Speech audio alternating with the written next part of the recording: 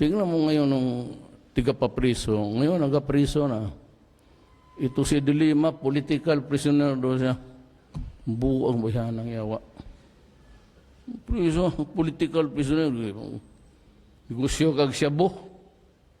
Ito namang mga Amerikano, sabihin mo sa kanila nandito, naniwala naman sila, they played into the hands of the yellow.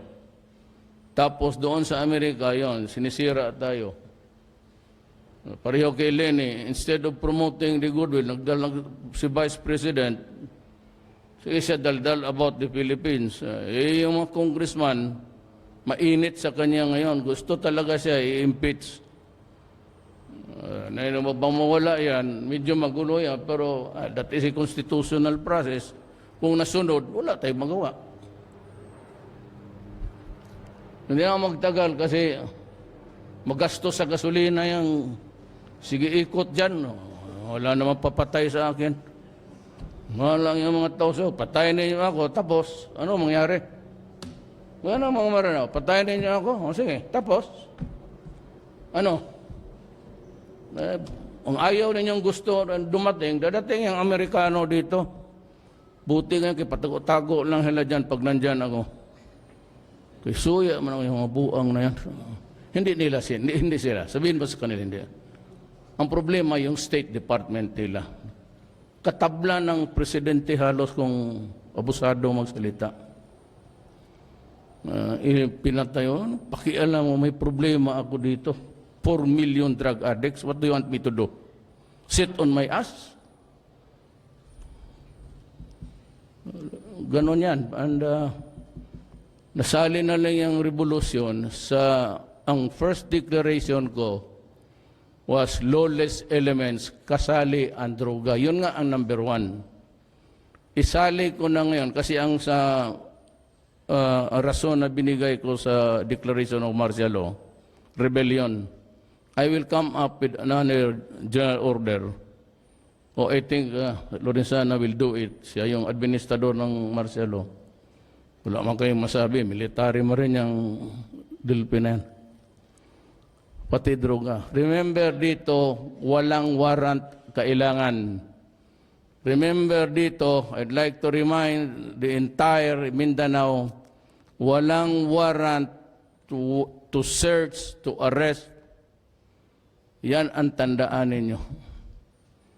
At wala kayong habeas corpus because the suspension of the writ of habeas corpus, sinali ko na.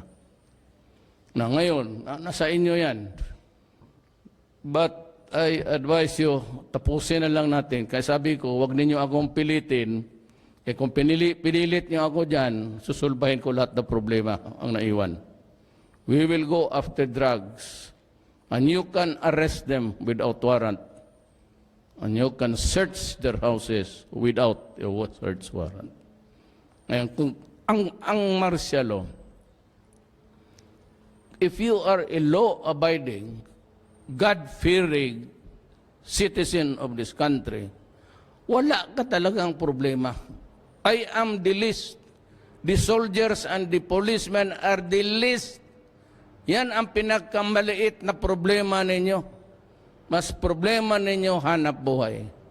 Ngayon, kung kayo'y terorista, kaya diyaman talaga nag-umpisa yan, druga, at sinakyan ngayon ng ideology ng ISIS, na walang ginawa kung hindi magputol ng ulo ng tao, ay may problema kayo.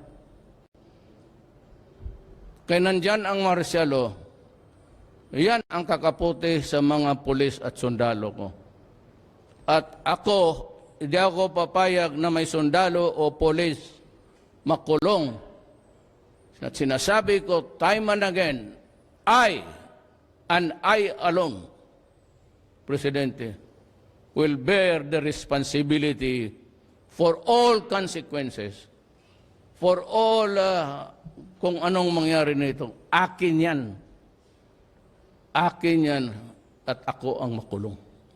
Kasi itong mga tao na army, police, lahat, Navy, sumusunod lang yan sa order ko.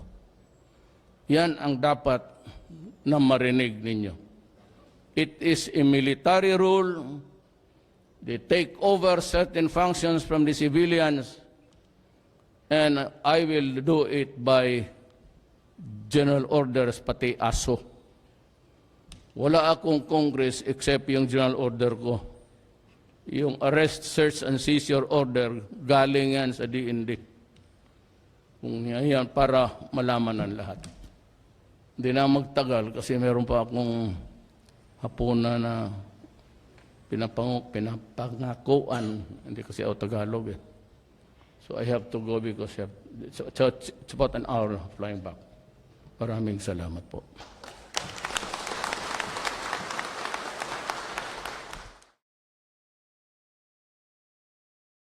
Sa kanya, pagkaduwag niyang putang ina, matakot kayo. Pagdating ng pulis, surrender ka agad. Akala ko ba makipagpatayan ka? Yan ang una. Sino ang sunod? Dilima.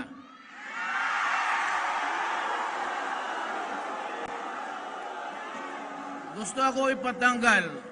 Anong ginawa? Yan ang tragedy, sabi nga nila eh. The tragedy is, siya yung Secretary of Justice. Hawak niya yung prisuhan. Siya mismo went into trafficking. No bail yan. Kaya sige sulat, sige mura sa akin. Ayaw pang admitahin ng free advertisement ng Asya sa sarili niya. Sabi niya, hindi yan ako. Pero yung aso na palakad-lakad doon sa tabi ng kama, yung aso niya, yung dala-dala niya kung magpunta siya sa labas. Pagka na lang.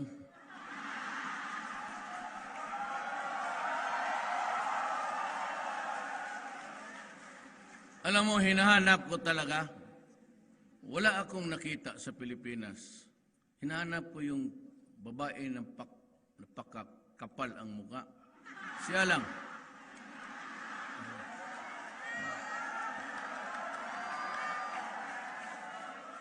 Alam mo, lapitan mo yan, laslasan mo ng blade, hindi tatalab. Ano?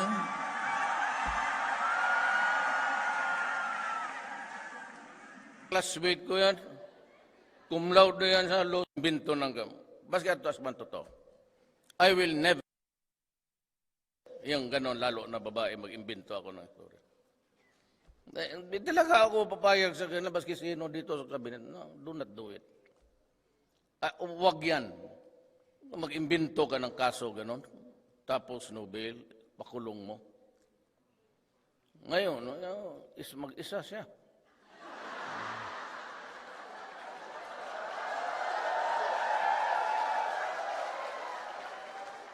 Kaya sabi ko, yung mga gwardya na polis, psst, huwag kayong lumapit dyan, ha? Huwag kayong magpakita dyan sa silda palakala. Palayo kayo. Doon kayo sa ibang priso. Ma-issue pa tayo niyan.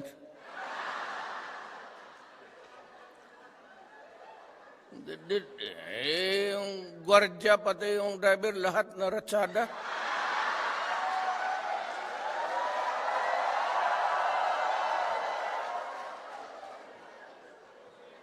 Mabutit na lang, hindi siya nagpasyal-pasyal ng Davao. Kasi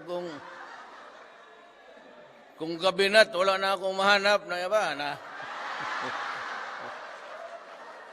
Sorry na lang. Nandito po yung sabi ko sa SMSA. So, maybe mag-query kayo. If it's high time to you to go home, tapos may konting pera ka, idudublihin namin yan. And, pero na nyo yan, pera namin.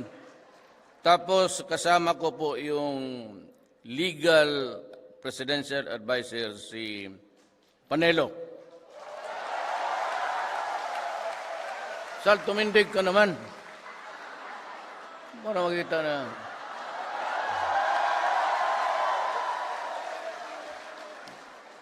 Naka-scarf pa.